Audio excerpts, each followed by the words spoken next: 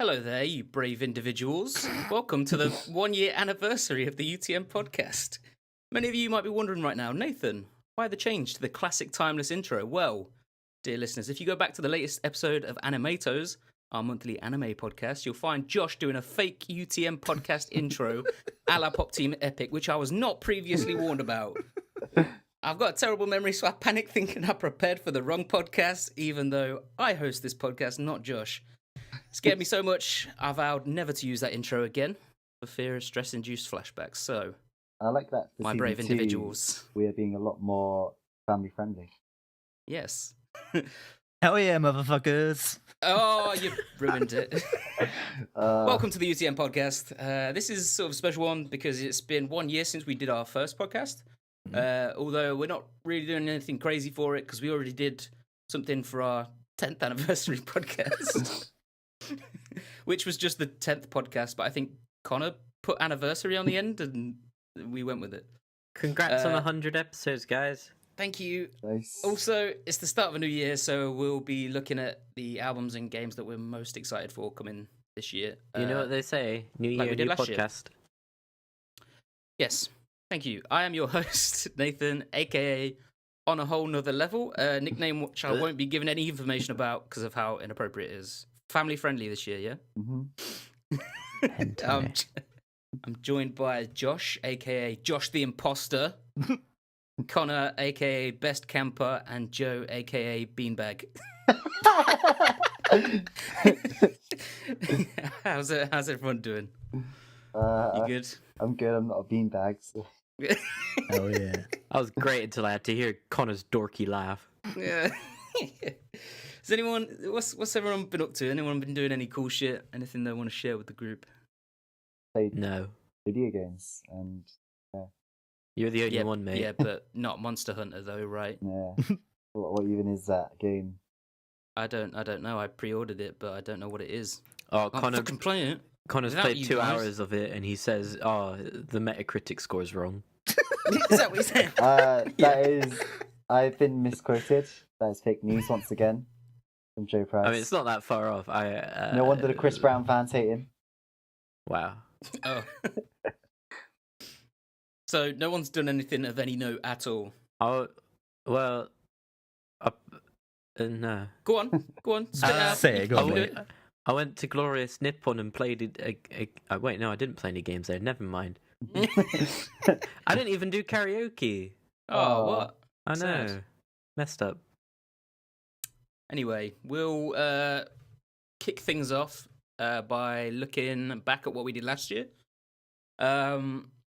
So we do it like music and then games, like we did last year. I picked Earl, Sweatshirt, Kanye, and Gorillaz.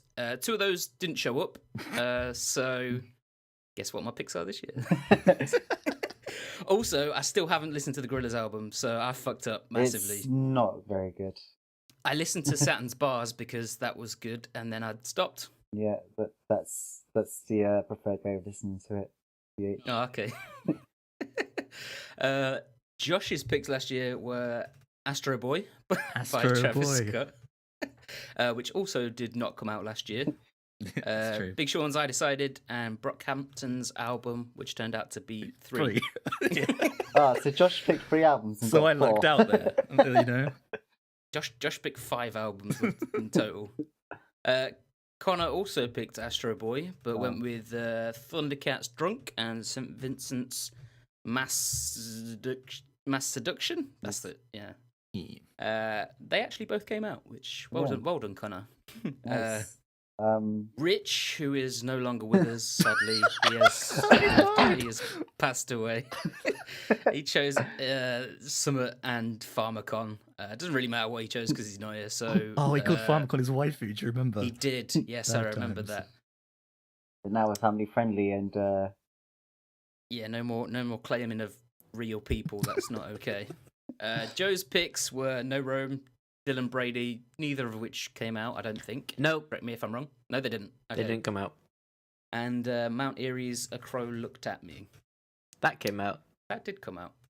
Let's quickly go over what actually came out, except Brockhampton, because as everyone already knows, this is the #1 Brockhampton podcast. We've already given a million opinions about that, so fuck that. Let's go to Josh with Big Sean's I Decided. What was... That was an What was that album that about? came out.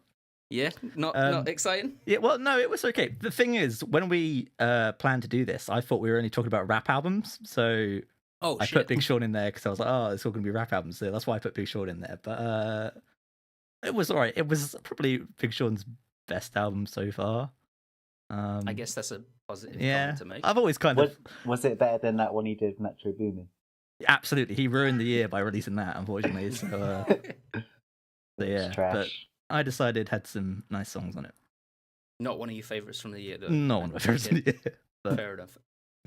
Connor, what about your picks? Thundercat and St. Vincent? I can't really remember anything from that St. Vincent album. Oh, But, that's a shame. the Thundercat one was pretty good. It was Thundercat album, very fun, and there was some very stupid songs that we endlessly quoted once. Did we? No, not probably. Can't be endlessly quoting something if you only did it once, mate. I guess in one period of time it was Yeah. endless. He was singing Yeah. about his cat. He went to Tokyo and bought some anime. That sounds pretty tight. Good album. Sounds What like did you an buy? album Joe would make. What did you buy from Tokyo, Joe?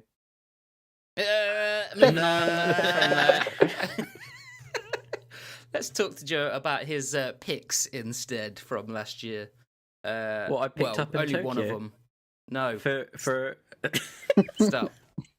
It was only the Mount Erie album that came out, but that made it onto like a few end of year lists. It was like well received by pretty much everyone, so I'm guessing it was pretty impactful. I still haven't listened because I can't deal with sadness like that. But Damn.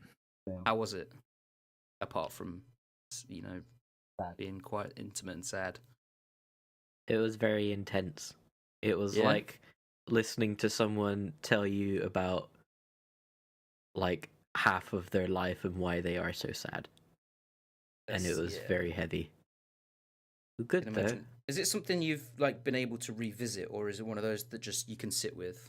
A couple of times, but I think it's one of those things where you know like when you watch a movie and you're like, that was so sad and that was really, really good, but I never want to watch it again. Yeah.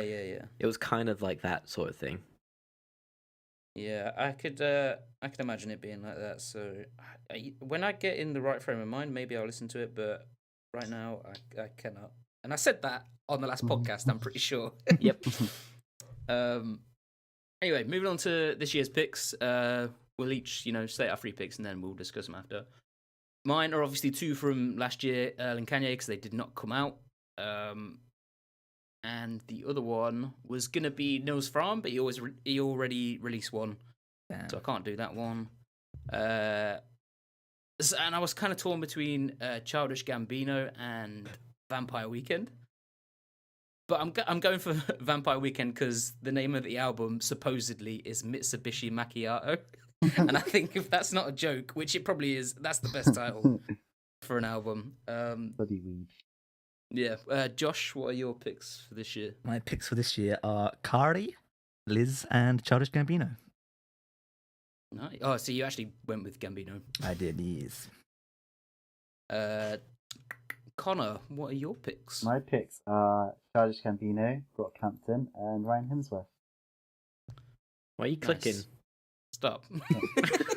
I'm so confused. He's double clicking Ryan Hemsworth because he loves him. It's so like, much. Ryan Hemsworth, I need to get that. Oh. By now. Joe, what about your picks? Brockhampton again, I guess. Oh no. Kanye? Same. And Mount Erie again because he has announced another album. Damn. Yeah, I hope this one is less serious, I guess, because I Well, love Mount Erie, but And his bloody joke album. from the first, it's fucking hell, Connor. it's less stripped back from what I heard, but That's cool. Let's start with Gambino, because both Josh and Connor looking forward to that one. It's the Astro Boy this year, which means it's not coming out. For fuck's sake. To be fair, it's not like solid yet, is it? Nah, not So, really. He's just probably lying, another so Astro everyone Boy. was like, "Oh, he's coming back." But he said that this is going to be the last Childish Gambino album, didn't he? Which kind of piqued my interest a bit because I wasn't super into Awaken My Love when it came out. Probably Yeah. just because the internet was such a big deal to me and kind of shaped my tastes for now. Like Yeah. for now, nothing past it was ever gonna kind of like top it. And even though like I wasn't expecting a rap album from Awaken My Love, I knew he'd said beforehand that it was going to be like an R&B record. Yeah. It had some good songs. Obviously, Can't Deny Redbone and like Terrified and Boogeyman, but it wasn't a record that I like rinsed like I Yeah. did because of the internet. So yeah, So you think he's gonna do something like completely different with this? Not like I mean, I have strictly no R&B, idea. I strictly- have no idea. That's why I picked him, because I'm excited to see whatever the hell he do next. But yeah, Like, since Atlanta, I've just, like, everything Donald Glover's done, I've just been, like, really excited to see it or listen to it. I guess that was that. I mean, the whole TV show he created was on a whole nother level. To be fair, I fucking love that, but it doesn't really translate to the music for me because I think similar to Josh, like because the internet was a pretty big thing for me. Probably not as much, but I didn't really care for Awaken My Love, so yeah, I wasn't really like strictly looking forward to this, but I'm curious, let's say, to see what he does. What about you, Joe? What are you thinking? Tight.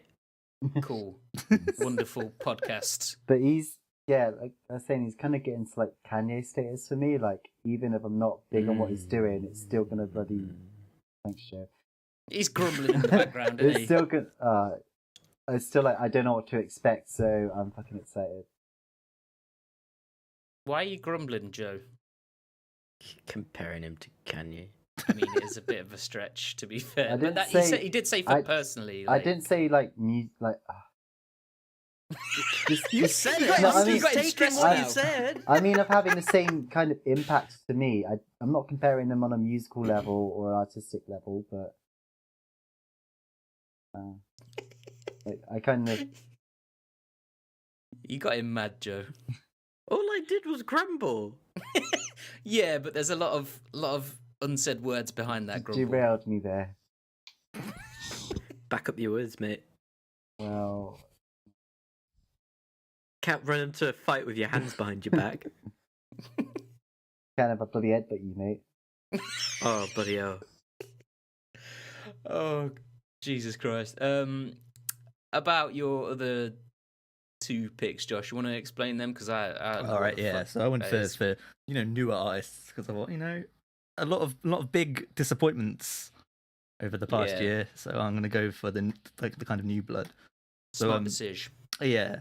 So Kari is a rapper who I found out about through Swell, who was part of the SoundCloud collective you may remember that I was very into, Baywave. Oh, Baywave. I Yes. remember Baywave. R.I.P. Baywave was tight. Actually, I don't know if they stopped functioning, but they stopped functioning for a while Yeah. and then came back, so I don't know who's in it anymore. But yeah, he had this song called 2 AM First Ballad, which was produced by Swell, and I was super into it back in like 2016. It was like these were like rollicking like road simps, and it was all about him getting ready to fuck someone. It was pretty cool. Like there was some interesting like switch up in the production. So yeah, I'd listened to that song. It was off a project called Intern Aquarium that he put out, but I wasn't like super into the project as a whole. So I just kind of was bumping that song. And then last year he put out a record called Tidal Graves, which was I forget how you pronounce his name. It's like League Kale or something. He's Sounds like he's a produced a bunch vegetable of to me. stuff, but the only one that's coming to mind is I Spy by Kyle and Oh, that's a banger. yeah, it's a banger to Yeah. be fair. Like so, Yeah. but that's not kind of like indicative of his whole production style. And I really like that record. If I did like an album or EPs list of the year, that would probably be on it. So yeah, I was into that album as well. And now he's got an actual album come out this year called Captain, which he's released about 3 singles from, and they're all really tight. Like he's got a really good ear for production. So like he just put out like a counterpart to that 2 AM First Ballad song called 4 AM First Ballad, which I wrote about on Ooh. UTM for Monthly Bangers last month. If you want to check it out. I like when artists do that. Yeah. It was kind of like a he flipped the perspective of it and like was rapping from the woman's perspective. But yeah, Oh, I think damn.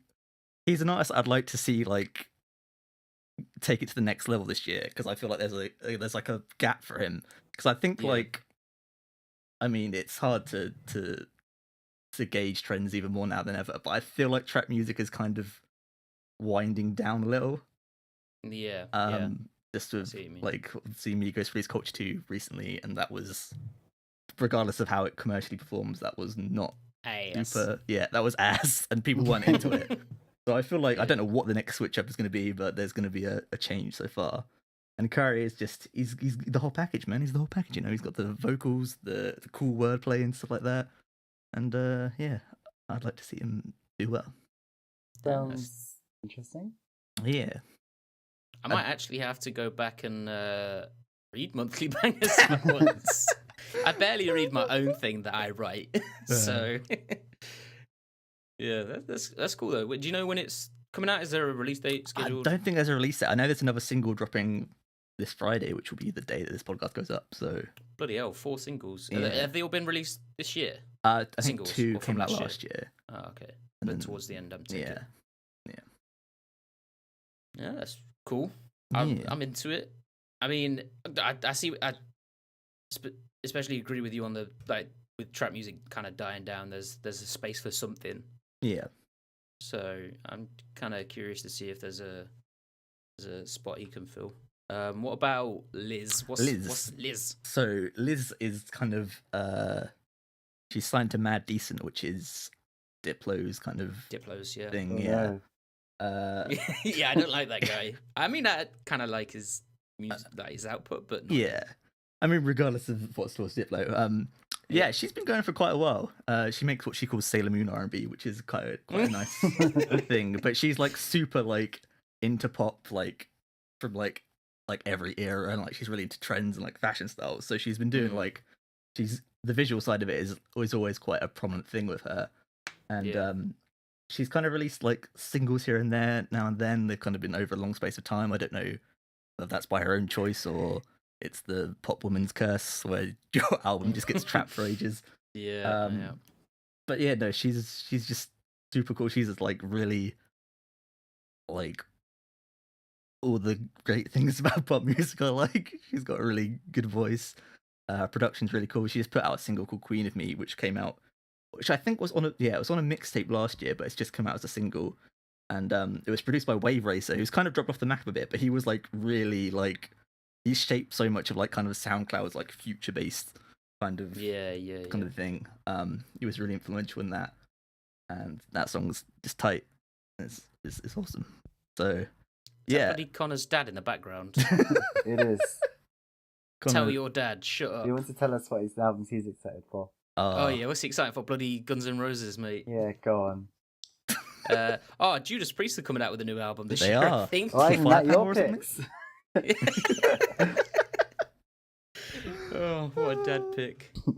Yeah, I guess if you're talking about like you were picking sort of newer artists, Yeah. I'm guessing in a similar way to where you're thinking, this Kari guy might have a breakout thing. If she's got like the visuals, especially, Yeah, like that's something people would latch onto like real quick. yeah, she's had like a good online following, and she's pals with like Charlie XCX and that kind of Yeah. the pop groups that are like trying to push the sound of like pop into all these weird and like futuristic places. So I'm not actually sure if she's got an album out this year, but the fact that she's actually released singles this year made me think maybe Looking there's something like coming. Yeah, Pretty dope. nice. Love pop music. Oh, Don't force it out. Yeah. Who's next? Connor. yes. How about you talk about Ryan Emsworth, because we ain't talking about Brockhampton. Ryan Emsworth, right? It's been a long time since he's put out a proper album. He's been doing bits bloody Yeah. everywhere, like Yeah, with he's his like record label and that. the last like full thing he put out was an EP with one of his secret song guys called Lucas, which was Oh yeah, shit, I remember that. that was pretty nice. But that was like 3 years ago now, and like he's kind of started off the year like it was with a Hot New Hip Hop. He did an interview talking about kind of this album, like he's just been like gradually putting it together, collaborating with like people all over the world that you can find. Wait, what single did he put out with someone? He put out one. It was like last year, With like a Hunt rapper. It with E40 and Yappy. That was it. Yeah, That was a great song. I think that's That supposed was to be tight. from the album because there's that one, and he's put out one recently with New Age Kids, and they've both got like a consistent like visual style on the single art. So yeah. I'm guessing that's building towards the album, but he's just like, it's going to be really interesting because he's like, he said he's been doing stuff in Atlanta. He's obviously working lots of rappers, but he worked with Bohan Phoenix. Yeah, No Hook guy. Yeah, the guy who collaborated with our boys. Yeah, our boys. Our Yeah, brothers. he just That's literally if I hadn't have listened to that track, was it No Hook? yeah. I would not know who that guy is, but no, he killed it on that. Yeah, it was good. he put out a song with Ryan Hemsworth recently. On Oh, the for real? production. That slipped me. So I that's didn't see that. cool. Like half of it he's rapping in Mandarin and the other half is in English. Fucking tight. But cool. But now he's like been in Korea and Japan, and like he put out like a mix of Korean R&B songs. Mm. So it sounds like he's just kind of been like taking like ideas Taking and stuff sounds, in, absorbing. yeah, Yeah. from all over the place. So it's gonna be kind of cool where it turns up, like how it turns out. Like you can, like on his latest singles, you can kind of hear it's like very trap influence, but also very R&B influence. It's still like pretty Ryan Hemsworthy. Yeah. So Speaking of like traveling places and hearing stuff, going back to Gambino, apparently he's been living in like London for the past year, and I saw in like an interview somewhere or something, it was like he said he feels like very inspired oh boy. by being in London for the past year. Skepta on the new Childish Gambino single. Yeah. Nah, he's a bit more cutting edge than that. Bloody Stormzy on it.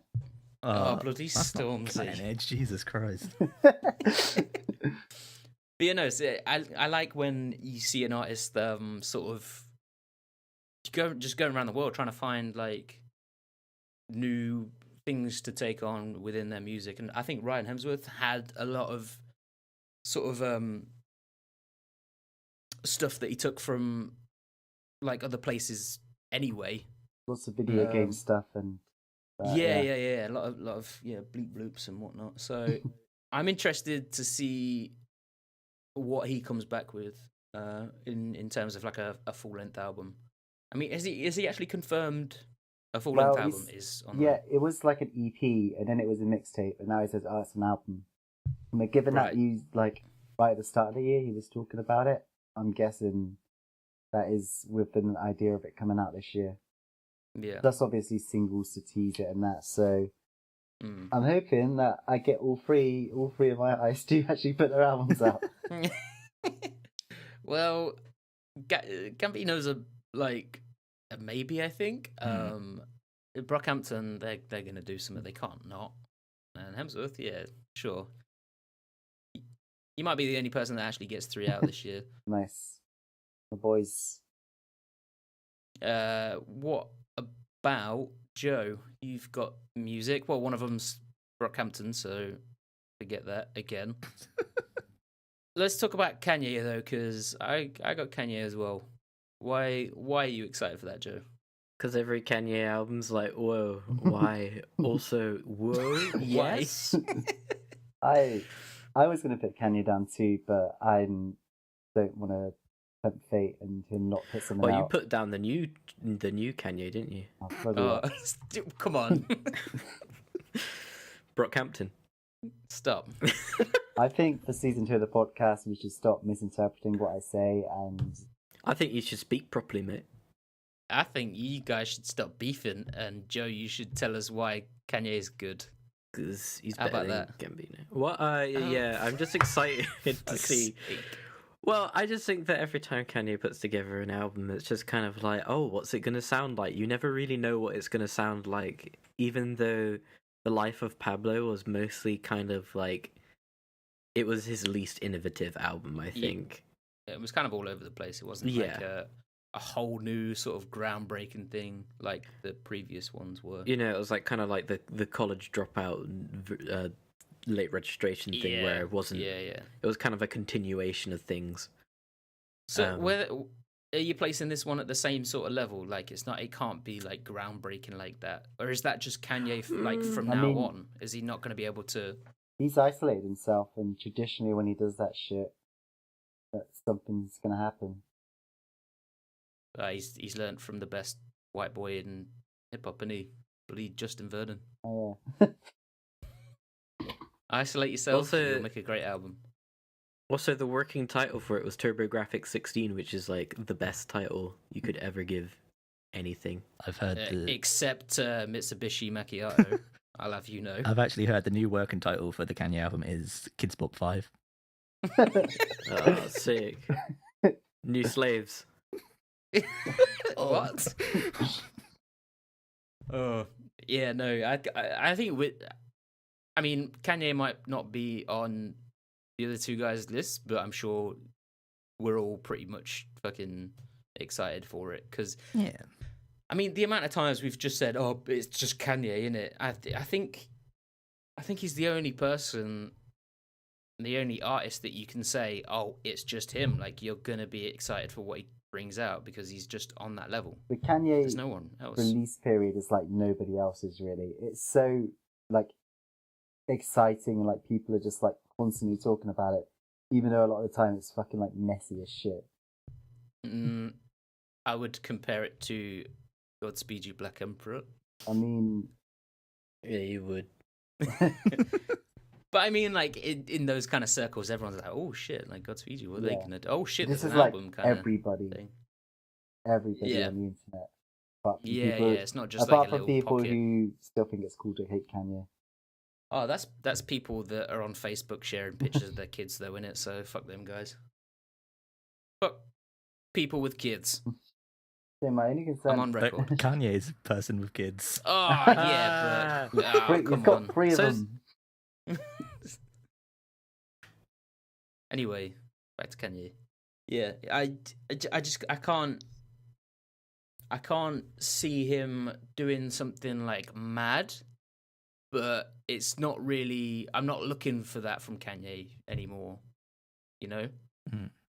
I'm just whatever comes out, I'm just gonna I be like, okay. think it might be a Cool. more interesting lyrical album than it is musical, because he's been away. Yeah. He's been away for like last like 2017. He did nothing but like one verse, so he must have a lot to say at this point about the whole Donald Trump thing. He's like Mhm. his hospitalization, Kim's robbery or whatever it was. Yeah. I'm really interested about the musical aspect of it though, because I really want to. Because every time he puts out an album, it sounds like nothing else in rap at the time. Like no one Not else every puts. time.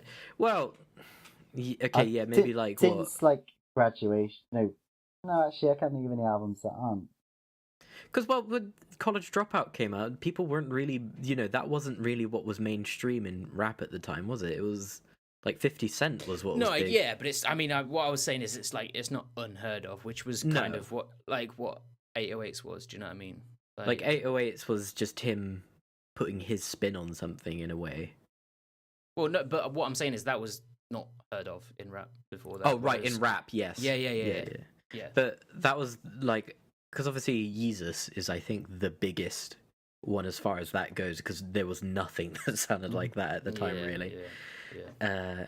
And then even Life of Pablo, even though, like I said, it wasn't as innovative, it still had a lot of moments where it was like, this barely sounds like a rap record at times. And I think that's something that's really interesting, because I can see him mixing that thing where, kind of like the Life of Pablo, where he had those verses where he was being really confessional and boasting and everything, Yeah. but then also having the really wild kind of like choirs and shit like that in it. I'm curious about who he's going to work with this time as well, because Yeah, I was about to say I'm looking at the collabs this time. He always puts someone new rising on his album, like every single time, and it's crazy because was it like Life of Pablo had Post Malone when Designer. Post Malone didn't even have like a big single. Had Designer as well. Yeah. So Oh shit! oh yeah, the Post Designer Malone was moment. Yeah, Post Malone Fuck. was the. Yeah, fuck. I always forget Post Malone's on there. He's on the Fade, isn't Had the whole Yes. world on his dick. he? He said. I've been on my shit. No, that's a pretty good moment, isn't it? Yeah, but Designer as well. Yeah, that launched Designer's career. Mm-hmm. It's a shame that his manager has failed to maintain it. Yeah. You shitting on BTS because the BTS army will come for you.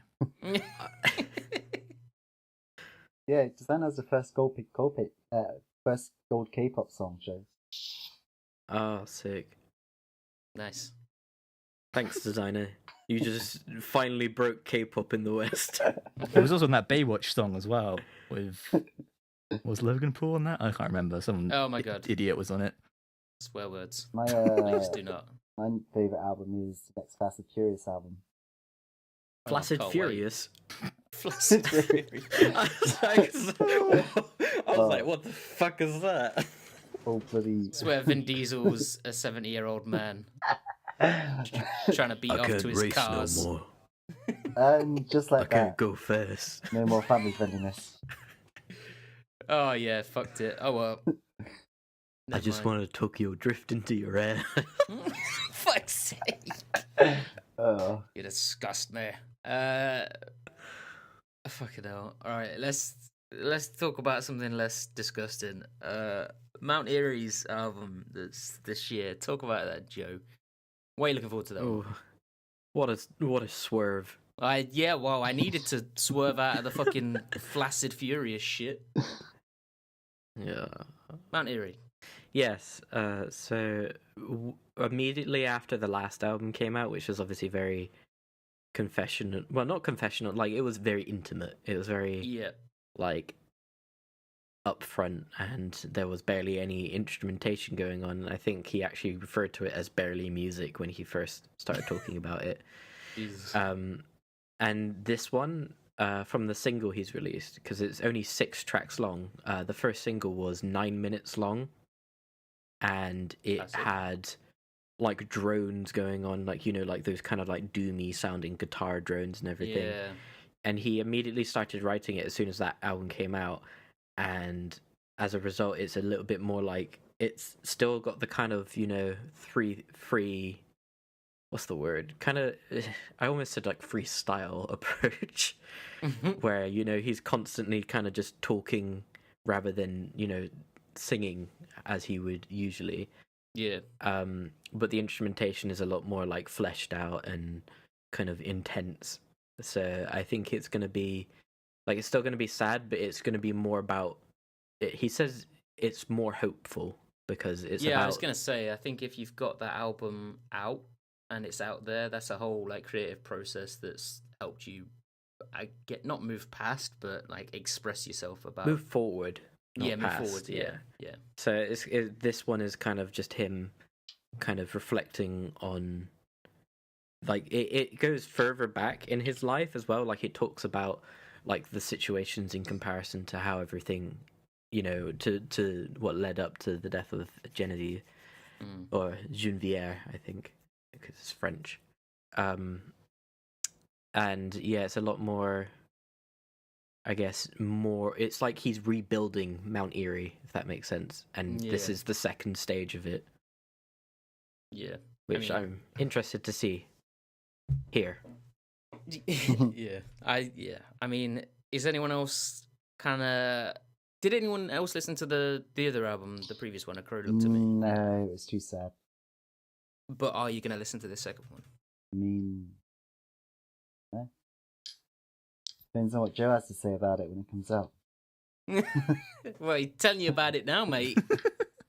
Yeah, I mean, if Joe says it's good, I ain't listening to it. Yeah, I know. Wow, Bitch ass. this is the number one Joe versus Connor beef podcast. I've decided I really like Higher Brothers now. Connor, you can't like them anymore. Oh, damn it. God. You boys. Anyway, let's move on. You guys are fucking beef boys. All right. I forgot to talk about mine, or did I? I can't remember. No, you haven't talked about Earl or Vampire Weekend. Well, Earl didn't release his shit last year, and like he tweeted recently, he was like, "Oh yeah, I definitely it's coming this year. I promise it's gonna come. Like I'm working on it. So that should be here. I mean, what can I say? It's Earl Switcher. You know what's gonna happen, but You listen to it constantly. What? So yeah, I mean, but the one I'm more interested about is Vampire Weekend because, like obviously Rostam left, but I don't think he's really left. I think like I He's don't know left what's going the on with that. band, but like he's still going to produce the record, I Yeah, Very big time producer man now, isn't he? yeah, mad stuff. But yeah, I don't know what's going on with that, but that's why I'm kind of interested to see how they take this album that's supposedly coming out. So I mean, like nothing's like set in stone, but What is when? because I think when was Modern Vampires in the City come out? It was 13? 3 years. It 2000, was 13. Wait, I can't count. What year is it now? 2018. Oh fuck. Was it? I'm gonna fucking Google this. Modern Vampires. That 2030. It was like, yeah, 2013. So Mad. what they'll be like now? That's gonna be That's crazy. what I'm saying. Vampire Weekend I mean- post Neo Yokio. Yeah, I'm feeling there might be. Oh, I don't know. Maybe Kaz Khan will make an appearance. That'd be great. Get Jude Law to do some robot narration on it. Yeah, no, I'm interested to see what the. I mean, it's been so long since their last album that it's interesting to see what they do. But I mean, purely for the fucking title, Mitsubishi Macchiato. I can't get over it. I know it was a joke, but whatever. Yeah, I've said it so many times in previous podcasts and stuff, but I don't really care for music as much anymore. But Vampire Weekend, I think, are one of the like bands because I don't really listen to like bands anymore, you know.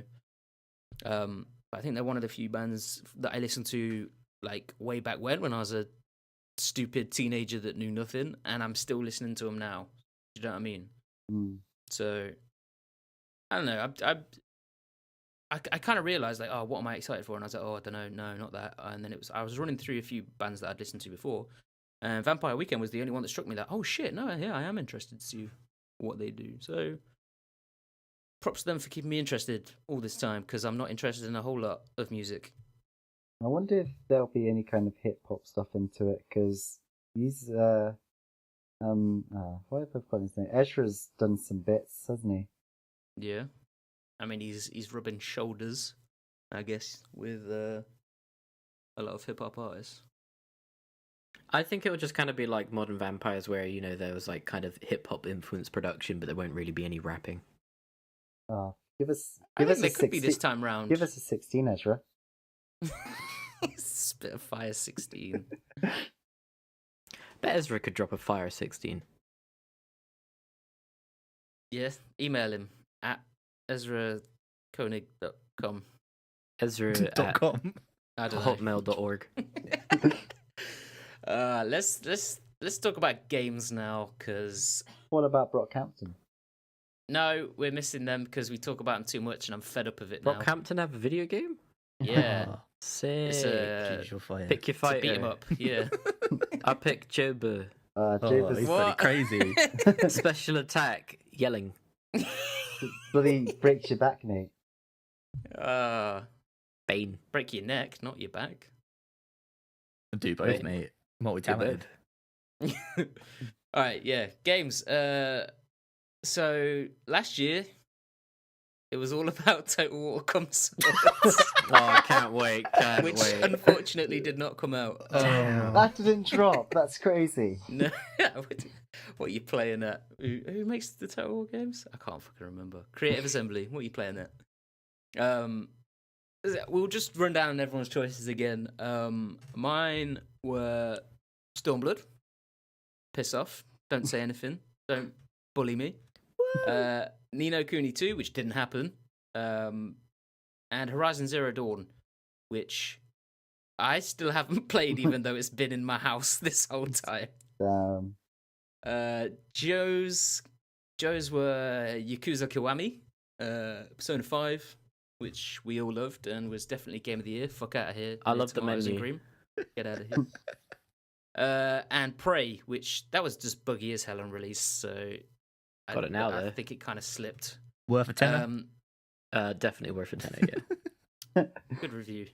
Worth a tenner. That's going to be a new recurring feature. Worth a tenner? Hell yeah. Rich's picks don't matter, so we'll go to Connor. Oh my god, Consoles. mine were bad. South Park Fractured Butthole. Oh, really funny. Yeah, Breath of Amazing. the Wild and Trash Bandicoot So remaster. there is sick. one good game in there. Josh Yeah. also picked Breath of the Wild, and he also picked Persona 5, and he picked Blue Reflection as well. I can't believe I played all of Josh's picks, but not all of mine. I can, because you play Play games Reflection. non-stop. When did you play Blue Reflection? Got it at launch. It was That's not a that joke. long after we played. What's it called? Peach Beach Beach Splash. Splash. Yeah. Oh, Because Connor was like, "Oh, anime games are great." really got sold on that dressing room, eh? Peach Beach Splash, why wasn't that not one of our picks? Oh, let's hit the showers, guys. Didn't know about it. I think Persona 5 was probably the most popular pick for all of us. Mhm. But we're not going to talk about that because, as you know, we're the #1 Persona 5 podcast as well as the #1 Brockhampton podcast. So True. if you want to hear us talk about Persona 5, you can go to a specific episode of the podcast, which we dedicated to Persona. But yeah, fucking game of the year. So don't worry about that. I'll quickly talk about Stormblood because that's relevant right now. Patch 4.2 Oh no. just dropped. No, shut up. Let me let me speak.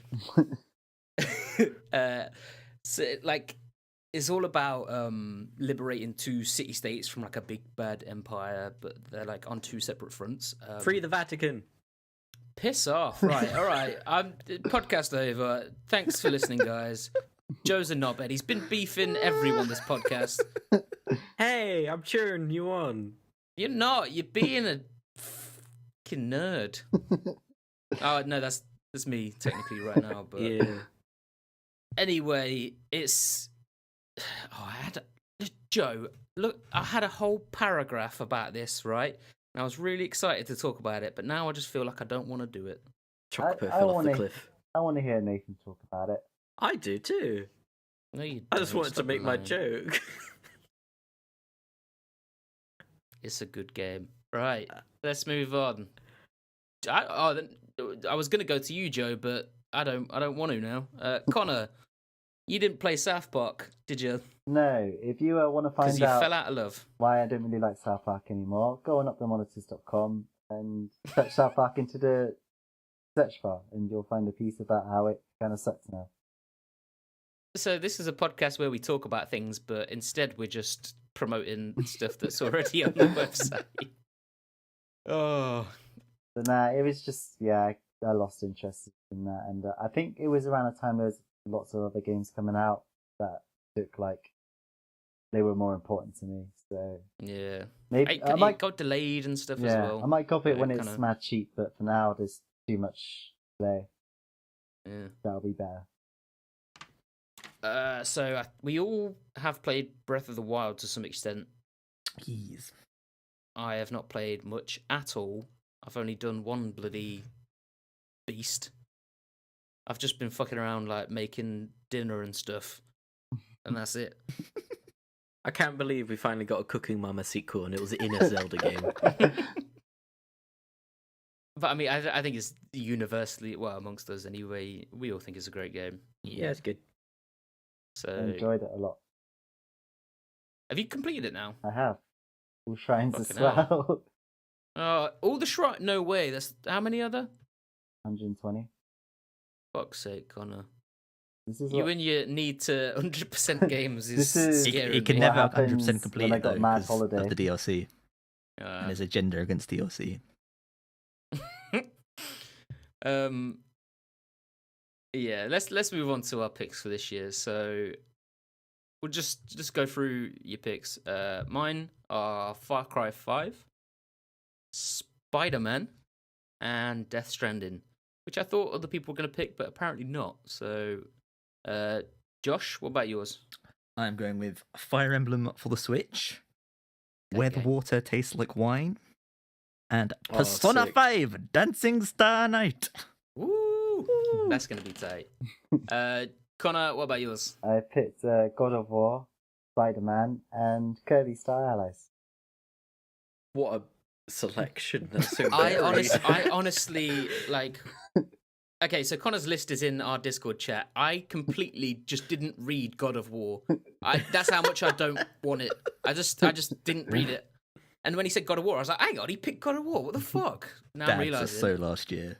Yeah, get out of here. What's the new? What's the new daddy? Kirby. Kirby. Kirby Daddy. Oh Jesus. Joe, what are your picks? DD Daddy. Red Dead Redemption 2 because Yakuza 6 because of course, and Ghosts of Tsushima. Tsushima. Tsushima. Yeah. Tsushima. Come on. You've been to Japan that many times, you can't pronounce it. I'm goofing off. Leave me be. I can tell you're goofing up. Oh, Jesus Christ. I want to go to Josh for this one because what the fuck is this Bible game? Oh, what tastes like wine? Yeah. What the fuck is It's that? not a Bible game, man. It sounds it. So this is like an indie game. I think it's developed by a studio called Dimbob Games, and it's got this Tight very name. kind of like American folklore aesthetic. And the whole kind of thing of the game is it's focused around the ideology of like the American dream, but it doesn't like the American dream doesn't exist, and the game realizes that. So basically, you play as tight. like this kind of. I think it's like a skeleton. The people are like, "Oh, we didn't want to make it a boy or a woman or anything, so we just made it a skeleton." So like, yeah, it's just you can insert yourself into that skeleton. Pause. As you go around America, apparently the map is like it's a point and click game, so apparently the whole map is just the whole of America. And you trade kind of like narratives and stories of these other characters, and you learn about like their struggles, Yeah, that sounds and stuff tight. like that. And yeah, it's a really cool game because I mean, last year we did a podcast about how we didn't think like narratives were particularly strong in games. Yeah. And then I kind of saw this game, and it's got like I think there's like 16 main characters, and each of them and their stories are, like written by like game critics or like people who are renowned for like writing and stuff. Like I think one of them's written by Austin Walker, who's the guy who is the editor of Waypoint, which is like Vice's gaming thing. Yeah. Mad. So yeah, it was really cool, and like this is completely like not the same kind of game, but I like played Doki Doki Literature Club last year, and I was really like amazed by like the kind of things that did narratively and like kind of mix things up. So yeah, I was interested in the game. I haven't played a point and click game in like forever. Like, do you mean kind of like similar to like the Telltale games, or do you mean like more? no, it's more like maybe like Monkey Like the Island or old- something. Yeah, like the Yeah, old style it's point not and click. it's not like one of these like story games where Yeah. you get like a quick time event. It's like, oh, you got to pick one of these options, and someone might die if you don't do it. Yeah. Also, Sting is a voice actor in this game. Sting. Yeah. No way. So, I love that guy. I was listening to Message in the Bottle at work the other day. so he's got a cool game appearance coming and an album with Shaggy this year. So I was gonna say a Shaggy in the What? game too. I don't think Oh my Shaggy is God. in the game, but Sting's Yeah. Sting's got a good 2018 in store. That's mad, and it's an indie game, and they've got like Why people why Sting of writing all and people? Sting.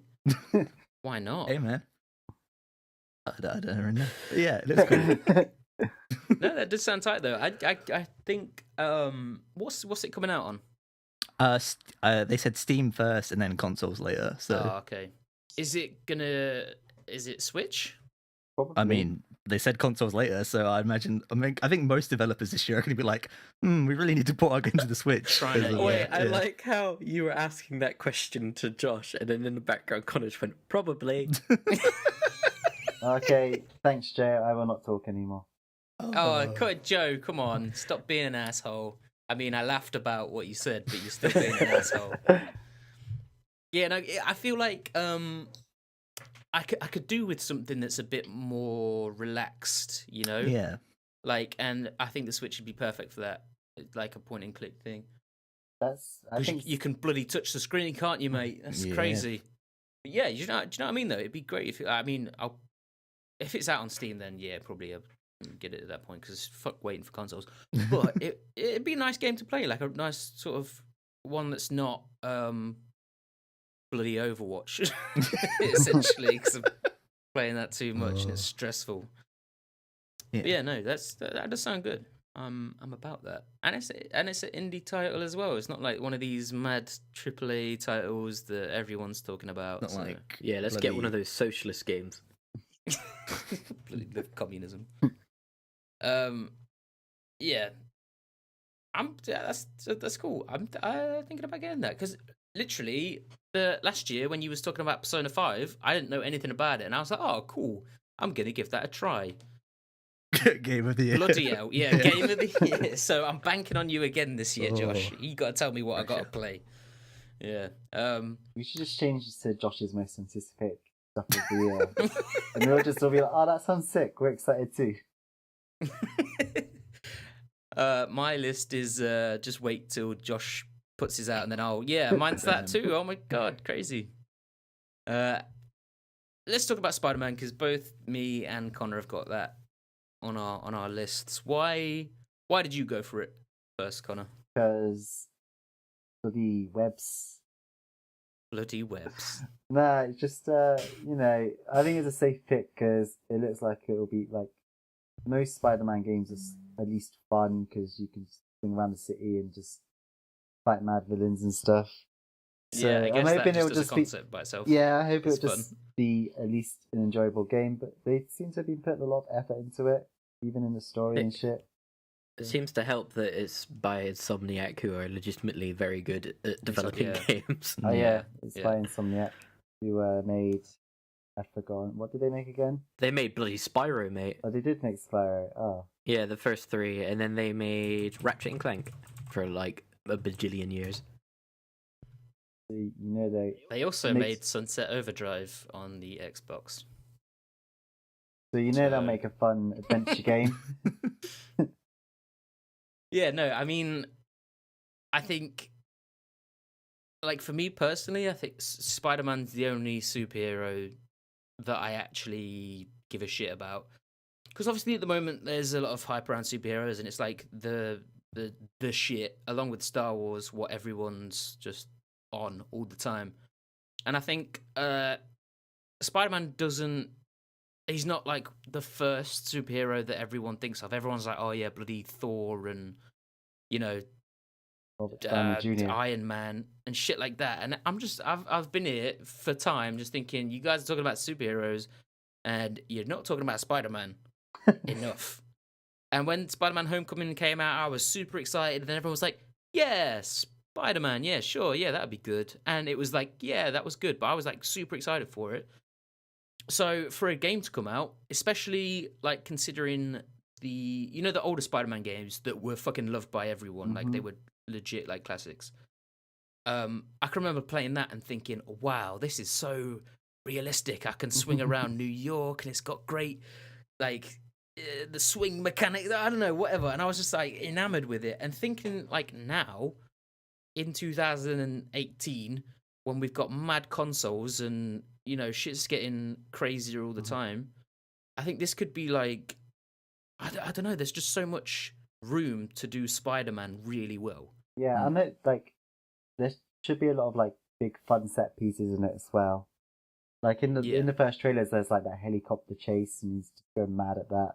Oh my god, I fucking love that trailer. It was like a 9-minute gameplay trailer, wasn't it? He just fights some bloody henchman and then goes crazy at helicopter. So everything I've seen looks fun. So yeah, and the combat looks intuitive as well. There's like there was this part I can remember like Spider-Man like kicked some villain off the edge, and then he kind of webbed him back from falling to his death and stuck him to the floor. And I just appreciated that so much as like kind of like obviously because Spider-Man's not about like killing people and whatnot. So and he's always trying to save people. So even villains, he's just grabbed him back from the edge, and it was just like he's got environmental shit as well. It looked really He's got such a like fun power set that just works so well for a game. With what you can do with it. Even like climbing up walls, like you don't have to bloody grapple up a mountain or whatever. There was one part where you can just like straight up run up the wall. Yeah. Like because you've got so much momentum going upwards and it's crazy. I'm super excited for that. That shouldn't be too long away as well because they're testing it for bugs. I think it's like in a finished state. Because one of the developers is like, I've played it like 3 times now. It's great. That's tight. I hope it comes like sooner rather than later. But I don't think it has like it's not scheduled for like first quarter or anything like that. It's just 2018 still. Possibly summer, like summer game. They said Q1, Q2 actually. Did they? Yeah, so it might be like summertime. Well, apparently, I'm looking now. Apparently, like there was a leaked release. With it was like a Swedish online retailer, Cool Shop. Is that the one that you got thingy of, Connor? Cool Shop. Yes. But apparently they listed the release date as the 28th of September. I could see that. But there's also like talk about June 21st or something like that. I don't know. I mean, but making it as a big summer blockbuster game kind of makes sense because that's like superhero 101 kind of, yeah. Yeah. But I'd rather them not get rushed. Yeah. Do you know what I mean? Because I feel like where it's a Marvel thing, there might be a bit of pressure because, you know, Marvel is God of all things, and I'd rather them wait and get a proper experience out. No like stupid bugs and shit, you know. True. But this looks pretty. I mean, from the trailers and stuff and like everything we've seen, nothing looks out of place. Yeah, true. Alright. But no, I could totally see them like advertising it like to tie in with almost a movie, like not like within the game, but just gonna be like, the new Avengers movie is out. There's a new Spider-Man game too soon as well. Get that. Yeah, But I can see that. If you put a trailer for that before every showing, you're gonna make a ton of money from it. Also, they're gonna want to miss October and November because November is like Assassin's Creed and Call of Duty month, and October is Red Dead Redemption. Yeah. Like, if you release alongside that, you're selling half of what you could. Where's my Ant-Man game? True. Oh, that'd be tight. All right, let's move on. Let's talk. Well, we just mentioned it, but Red Dead Redemption 2. Yeehaw! Because I really liked Red Dead Redemption. I did also, but it didn't make it on my list because there were more important things to me. But not to Joe. So tell us why you put it on there. I'll put it on there because I love being a cowboy. It's literally it. I don't really have much else to say about it, if I'm honest. I'm just excited for it. It's just like, well, I mean, there's the last game and it was great, and also I like it when Rockstar kind of get a bit more serious and stop fucking about and doing all their, you know, their satire of America and shit like that. It was a bit too heavy-handed. GTA. Yeah, it was way too heavy-handed in 5. I thought 4 was better with that than 5 was, but also that game was like really depressing because everyone in that game was like, "Oh, the American dream." No one had any money. Hey, it's like water tastes like wine. I'm excited to see what Rockstar can do on the modern generation because GTA 5 was their last game and that fucking came out on PS3 and 360 originally. So, still selling like good. hotcakes at work. I can tell you that. There's always a fucking kid coming up to the desk with his mum buying GTA 5 on the 360, and I'm like, bruh, there's more consoles and better games. Stop buying that. Because it's the same kid every time. Well, they all look the same anyway. Whatever. Yeah, I'm excited to see what they can do. Yeah, moving on to, I think I want to talk about Fire Emblem. Because it's a Switch game. And I've got a Switch. Yeah, it's ironic. Like, the one person that hasn't owned a Switch is put a Switch game in their list. I picked the Switch game. Kirby. You did not listen to what I just said. I said the one person who hasn't owned a Switch picked the Switch game. Oh, Jesus Christ. You did Please not. don't misinterpret what I've said, Connor. Oh, zing. Yeah. I take it you're planning to get a Switch at some point, though. Yeah. Oh, yeah, of course. If this is one of your things, so what? Because there's a Fire Emblem game that already came out, right? there's loads of them. There's several Fire Emblem games. No, I mean on the Switch. Oh, Fire Emblem Warriors. Yeah, but I mean, that was Warriors. Koei Tecmo and Bandai stuff, so it's not a real Fire Emblem game. Okay, so what's about this one that is real, and why do you want it? Well, it's a mainline Fire Emblem game for one thing, which makes it real. It's made by the people who make Fire Emblem Intelligent Systems. It's the first console game since they've since the franchises kind of took off in the West, because it was dying even in Japan, it was dying for a long time. And then It was a huge Fire resurgence. Emblem Awakening came out on the 3DS, and I think it sold opening week. It sold better than the last two Fire Emblem games that came before it. So Jesus. yeah, it was quite a drastic kind of upheaval, and I mean, I'm just excited to see what they do with it on console. I mean, they've had Fire Emblem Heroes, the mobile game, which I think is a really good kind of introducing the concept of Fire Emblem to people, because it pretty much all it does is it makes this grid, because it's a strategy like game like an XCOM or something like that. So basically all it does is shrink the grid a little bit, but all the like aspects of Fire Emblem are still there, like the partnership things and like Isn't that skills and one of Nintendo's biggest phone like money makers as well. yes, yeah, absolutely. Because I mean, it's perfect for the gacha game, because it's literally here's like Fire Emblem has like just millions and millions of units, and everyone's got a favorite. So whenever they do like these events where like, oh, you can get this character, everyone's like, spend money, must get JPEG of my favorite character. So yeah, and I mean that's a great thing that Fire Emblem does, because I think a lot of the time, like before Fire Emblem, because obviously it started coming to the West on like the GameCube and the Wii and stuff, but I think a lot of people were put off with it because it's always got a reputation of being a hard game. Because it was only playable with like permadeath, so if your units died in a battle, you weren't getting them back. Yeah. And obviously because there's like a character Final Fantasy Tactics that I'm playing currently.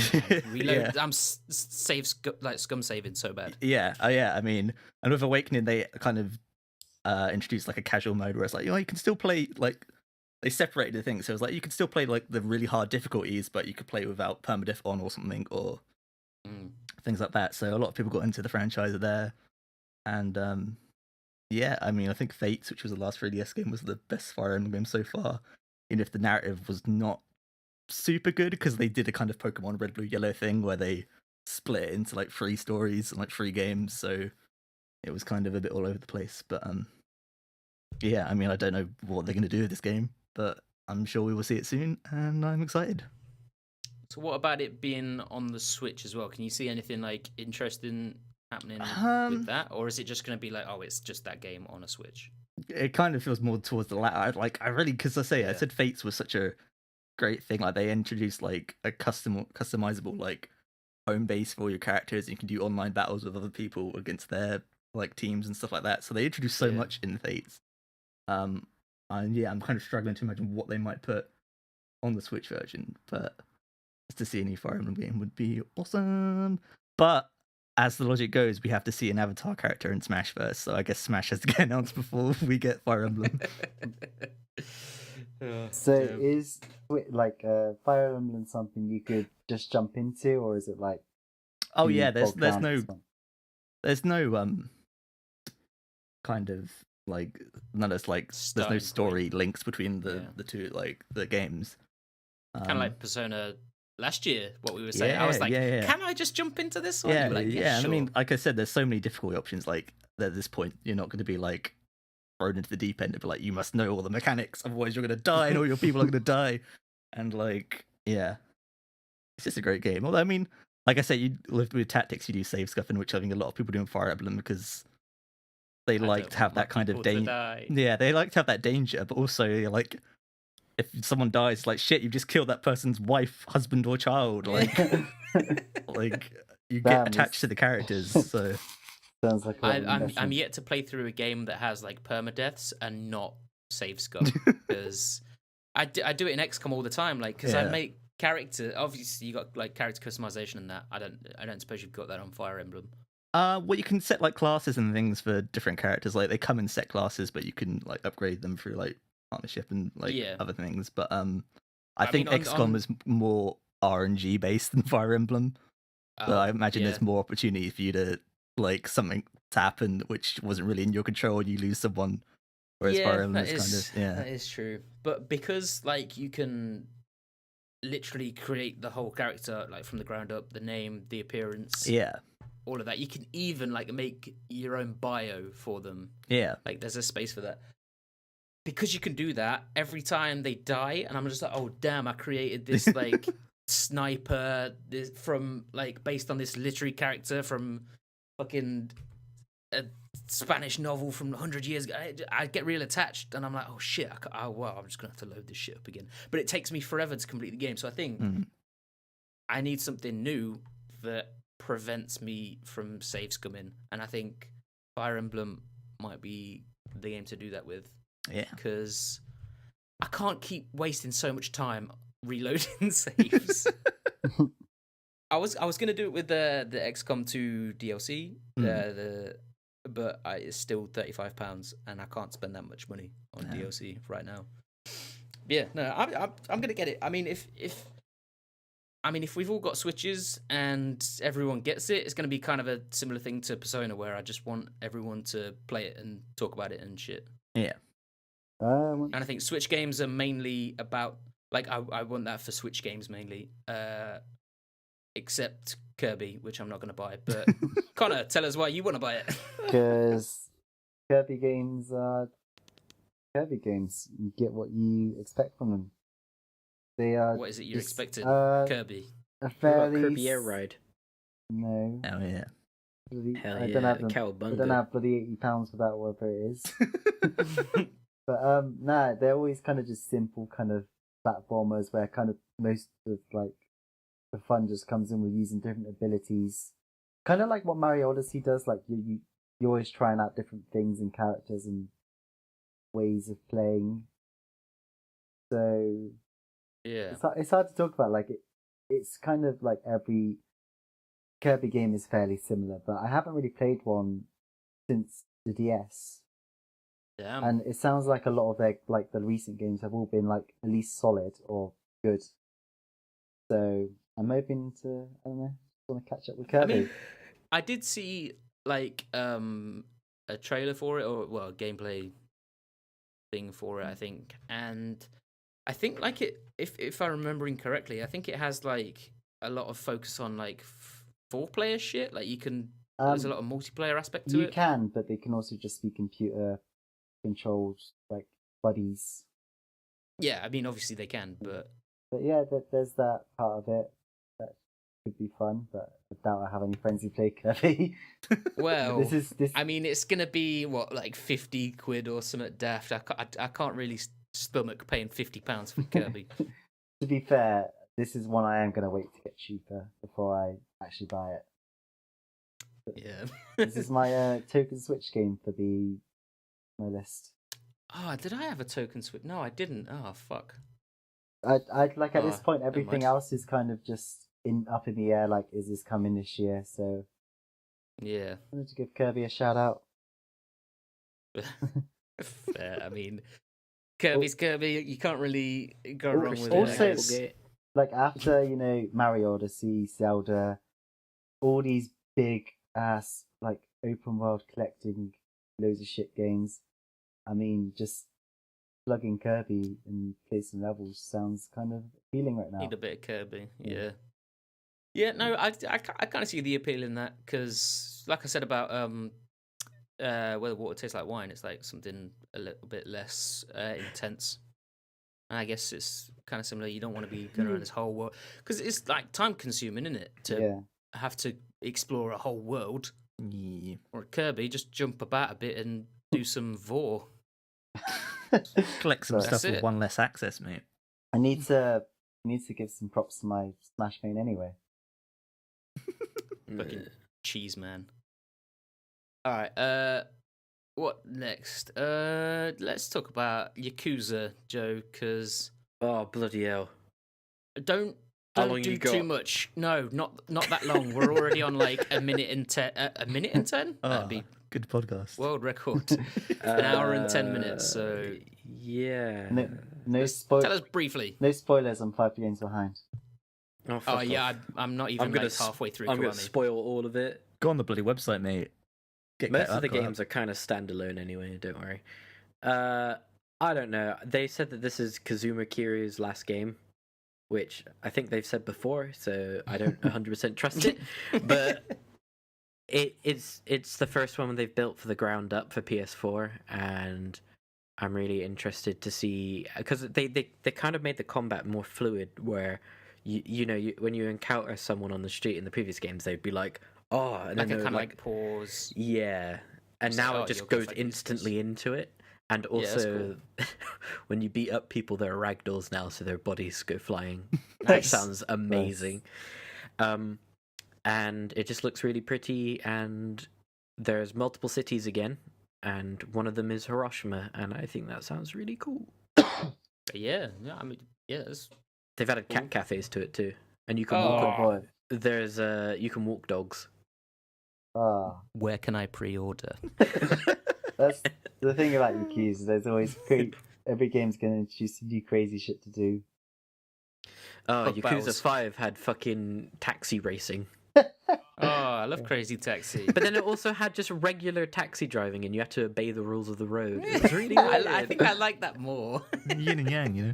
That's what Yakuza does so well, though. Sometimes just being really like overly serious, and then like 5 minutes later you'll be doing karaoke. Classic. Or you can go to the places where you can watch videos. Yeah, educational videos. Educate. Yeah. You get like videos like on the street, right? They're like collectible things that you can find doing stuff, other stuff.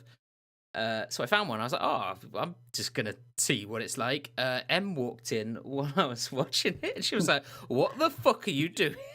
I was like, "Oh, it's part of the game. Trust me, it's collectibles." Yeah, Don't get that in Mario. I think the trophy you get don't want for that in using Mario. that, for watching one of the videos, you just said it was like you get a trophy that just says it was for the trophy. yeah, that's right. Yeah, it was for the trophy. That's exactly how I felt. Let's talk about one of mine, Far Cry 5. I thought, Joe, you were going to pick this because we were talking about like we were both excited to like play through it together because I think Yeah. multiplayer is like a kind of a big aspect in this. I keep saying this, but I don't know. I think I want to play games more with friends rather than just by myself. Mm. Mm. If yeah, if Far only we Cry had 5. a game the four of us could play together. Oh yeah, if only. Yeah. I really Wait, are we was- going to play Monster Hunter after this? Because Absolutely. let's wrap it up. Okay, yeah, let's hurry up. Wrap it Far up Cry 5 then. is going to be. I was really interested in Far Cry 5 at first because they had that first trailer that was like, whoa, this looks like it's, really stark and reflecting how America is, but to an extreme, if that made Yeah, sense. I put that point in my paragraph, so I will skip that. Let's carry on. Oh, okay, sorry. But after playing Wolfenstein 2, I it put seems... Wolfenstein in mine as well. Right, let's get to Monster Hunter. Come on. Come on. When after playing Wolfenstein 2, I think Far Cry 5 looks really toothless. Oh, really? Oh, okay. Yeah. Well, I'm still kind of excited for that aspect of it because I haven't played Wolfenstein, but I saw I was watching a gameplay trailer for it and that looked pretty cool. Like It looks you've really got- fun. Yeah, that's what I'm saying. A lot of fun. And also, I liked the previous games. Like, I liked Far Cry 3 and 4 a lot. They were basically the same game in just different locations, but they were really fun. And Wow. I'd be really interested to play that with a friend. Our notes are exact. Well, yours you don't have notes, but they're exactly the same as. Well, Mine. we've covered the points. Yeah, let's. I've next wait, one. hold on, I've got a sick edition. What? I might get it if I can beat up Man of the Woods era Justin Timberlake in it. Get out of the woods. DLC. This is Bonavaire's country. Actually, that seems like a game that needs to be made. Beat up celebrities you don't like. Wasn't that called Celebrity Celebrity Deathmatch on Deathmatch, the yeah. PS1?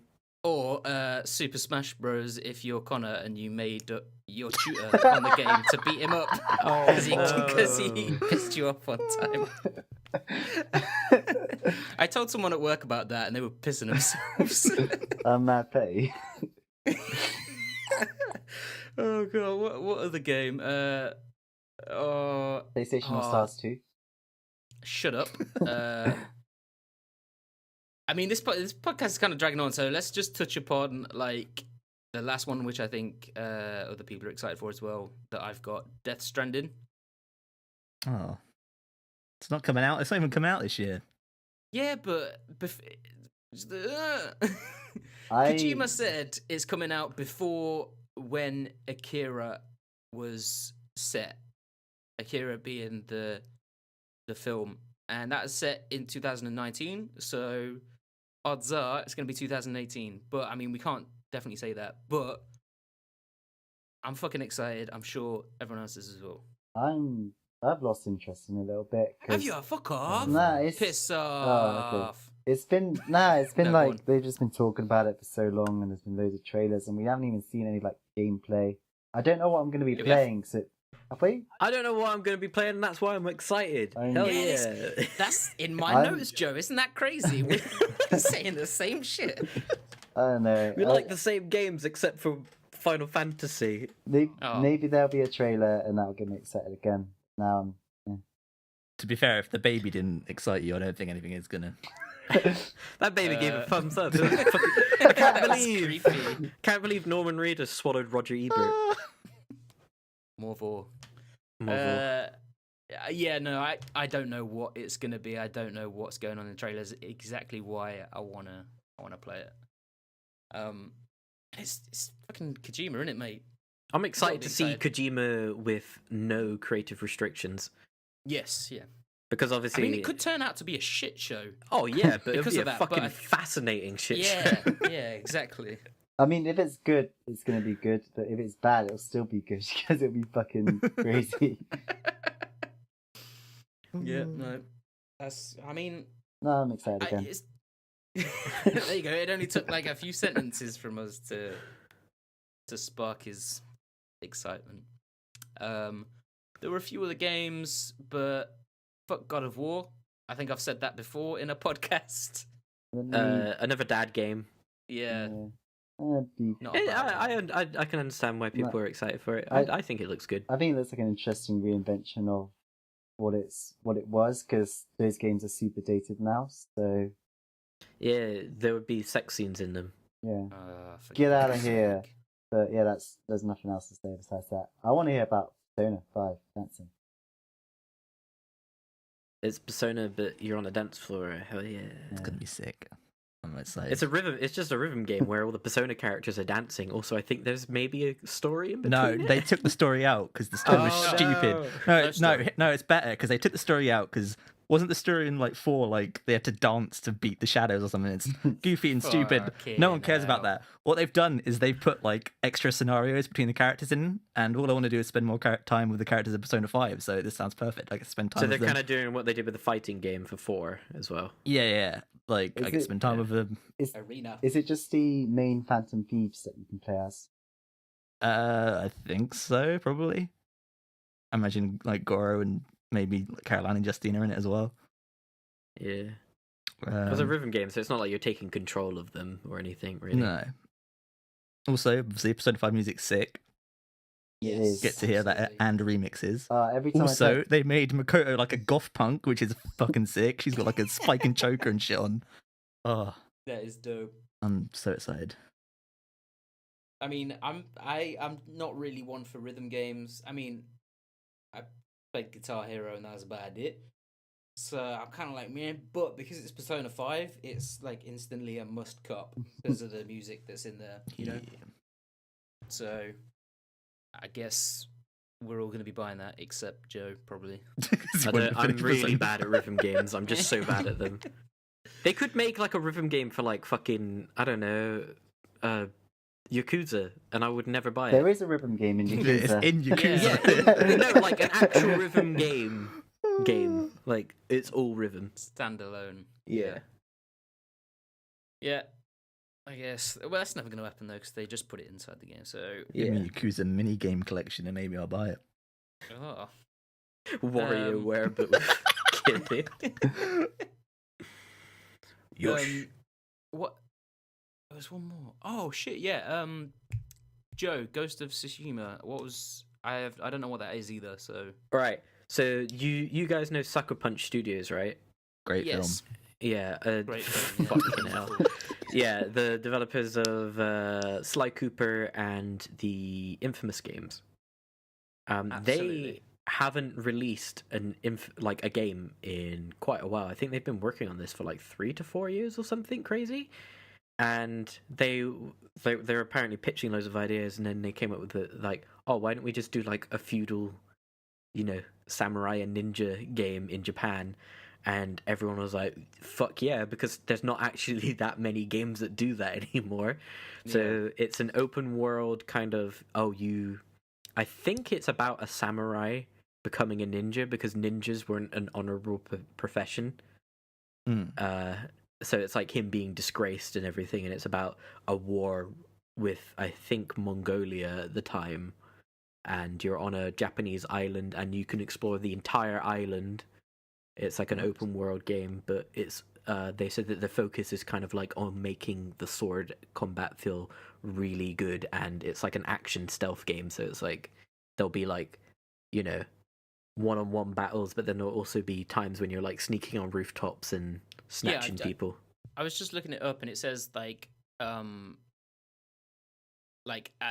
you are a samurai, but you're like one of the last ones, and because of that, like honorable tactics and like the way of the samurai is like kind of it foregoes that, because you need to like do so you're gonna have to do more like stealth stuff, which I think is like pretty good as a. You know what I mean? Like there aren't like really that. like open world stealth games. Yeah. Like there was Metal Gear Solid 5. Assassin's Creed, mate. Origins. Hidden a I haystack. bought a hoodie from Game for £50. I love Assassin. The amount of people I see that. Whatever, carry on. But yeah, I'm just really excited Game person. because Sucker Punch make games that just feel good. Like there's what I that never played Infamous. Now, Infamous is fun to play. Yeah, the one on PS4 wasn't the best of the 3. Like, it was probably my least favorite of the series, but it was still really fun. Like, you could still like just glide around, and getting about was fun as hell. Because people that was one of the first PS Plus games that like Connor got, I think, because I remember seeing him play it. No, I got it when I got my PS4. Yeah, it was like one of the only you games bought worth it. getting That's within right. the first year.